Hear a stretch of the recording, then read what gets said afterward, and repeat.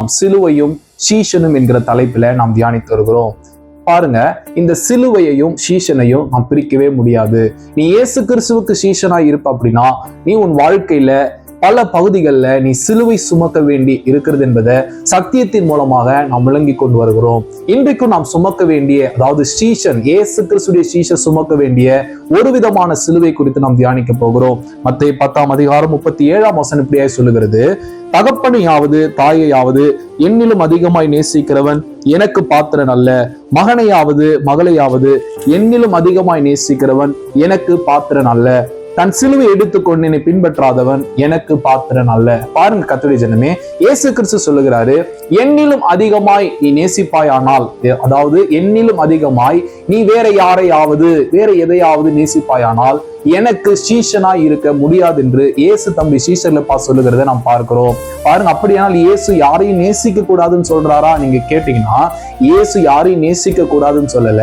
ஆனா இயேசு கிறிஸ்து சொல்லுகிறது என்ன கேட்டீங்கன்னா, என்னிலும் நீ எதையும் என்ன பண்ணக்கூடாது, அதிகமாய் நேசிக்க கூடாது என்று இயேசு சொல்லுகிறத நாம் பார்க்கிறோம். பாருங்க, இதுக்கு 8ஆம் அதிகாரம், மத்திய 8ஆம் அதிகாரத்துல ஒரு சம்பவத்தை நான் உங்களுக்கு முன்பாக வைக்கிறேன். சீஷன் என்பவன் எப்படிப்பட்டவனா இருக்கிறாங்க பாருங்க.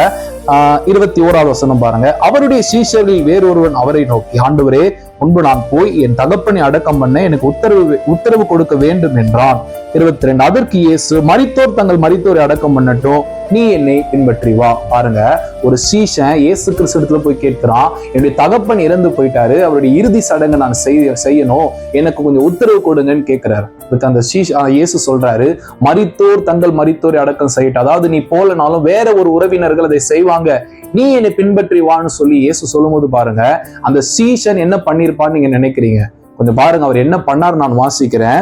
23வது வசனம். அவர் படவில் ஏறின போது அவருடைய சீஷர்கள் அவருக்கு பின் சென்று ஏறினார்கள். பாருங்க, அந்த சீஷன், அதாவது தன் தகப்பனுடைய இறுதி சடங்குக்கு போகணும்னு சொன்ன அந்த சீஷனோ இயேசுவோடு கூட படவில் ஏறி சென்றார் என்று வேதம் சொல்லுகிறத நாம் பார்க்கிறோம்.